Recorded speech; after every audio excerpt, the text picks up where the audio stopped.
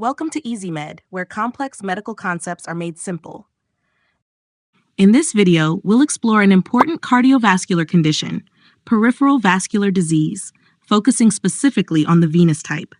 Peripheral vascular diseases, often called PVDs, are disorders of the blood vessels that lie outside the heart and brain.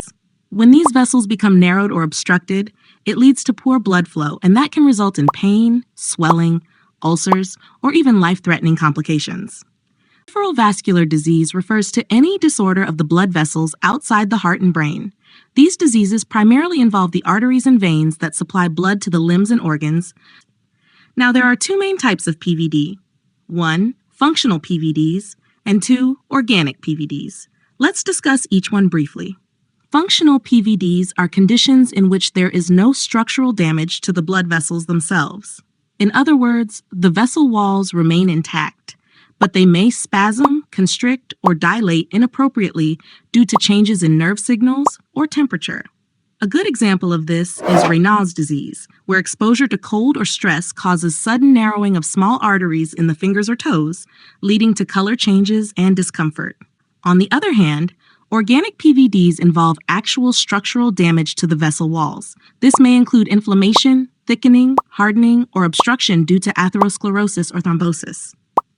In venous PVDs, such structural problems lead to poor return of blood from the legs back to the heart. The result? Pooling of blood, swelling, skin discoloration, and the development of venous ulcers, conditions that can severely impact mobility and quality of life. Before understanding what goes wrong, let's quickly recall the normal physiology of venous return. The veins are responsible for carrying deoxygenated blood back to the heart. Unlike arteries, veins operate under low pressure, and they depend on several mechanisms to return blood efficiently. These mechanisms include the presence of one-way valves inside the veins, which prevent blood from flowing backward. The contraction of surrounding muscles, especially in the legs, which act like pumps to squeeze blood upward. The negative pressure in the chest during inspiration, which helps draw blood toward the heart. However, when these mechanisms fail, such as when the valves become incompetent or the muscles weaken, blood begins to pool in the veins, leading to venous congestion, swelling, and tissue damage. That's when peripheral vascular disease, venous, starts to develop. So, what exactly happens in venous PVD? The key problem is inefficient return of blood to the heart. Due to incompetent valves, the blood that's supposed to move upward against gravity instead leaks backward and accumulates in the veins. This pooling increases the venous pressure, stretches the vessel walls, and leads to chronic venous insufficiency. Over time, the stagnant blood decreases oxygen and nutrient delivery to surrounding tissues. This results in skin changes, such as a brownish discoloration, thickening, and eventually the formation of painful venous ulcers, particularly around the ankles. Now let's talk about the causes of venous PVD. Several factors can contribute to this condition, and many are interrelated. The main causes include 1. Thrombophlebitis. This refers to inflammation of a vein accompanied by clot formation. It often occurs after prolonged immobility, trauma, or IV catheter use. 2. Venous stasis. When blood flow slows down due to immobility, heart failure, or prolonged sitting or standing, the risk of clot formation and venous congestion increases. 3. Hypercoagulability. Conditions that increase the tendency of blood to clot, such as dehydration, pregnancy, or certain genetic disorders, can predispose individuals to venous disease. 4. Injury to the venous wall. Direct trauma, surgery, or insertion of catheters can damage the endothelium, triggering clot formation. 5. Advanced age. As we age, the valves in our veins become less efficient, and muscle strength decreases. This reduces venous return and contributes to varicose veins and slow wound healing. 6. Obesity. Increased body weight exerts extra pressure on the veins, especially in the lower limbs, making it harder for blood to move upward. 7. Pregnancy. Hormonal changes and increased blood volume during pregnancy cause the veins to dilate.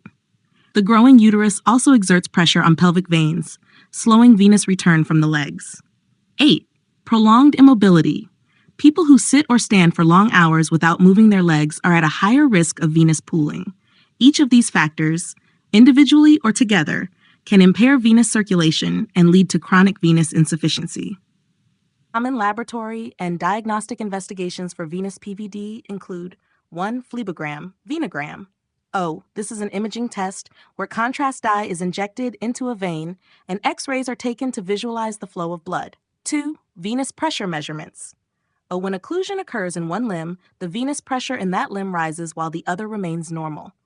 This helps differentiate between deep and superficial venous disease. 3. Venous Doppler evaluation.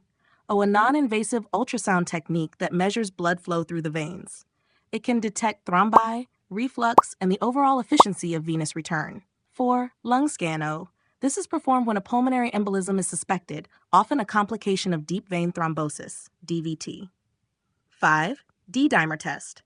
This blood test detects fragments of fibrin degradation and indicates active clot formation and breakdown. Elevated levels suggest possible thrombosis or pulmonary embolism.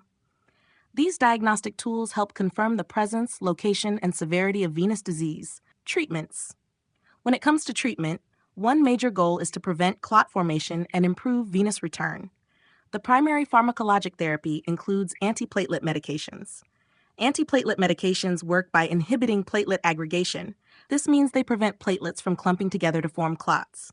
By reducing clot formation, they decrease the risk of myocardial infarction, heart attack, stroke, and venous thrombosis. Common examples include aspirin, clopidogrel, and dipyridamole.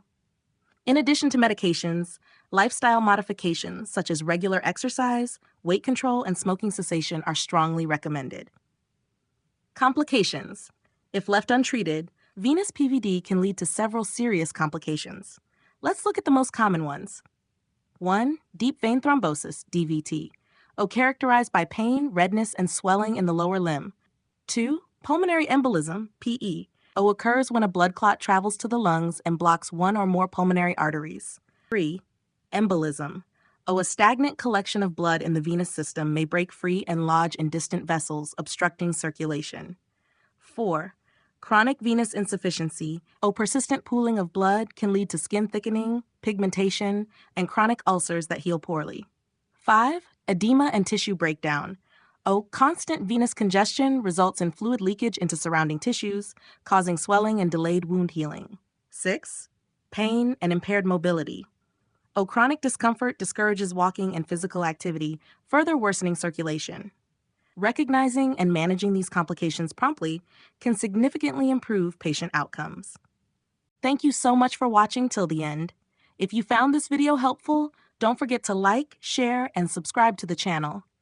Each subscriber truly motivates me to create more informative and high-quality videos for you all.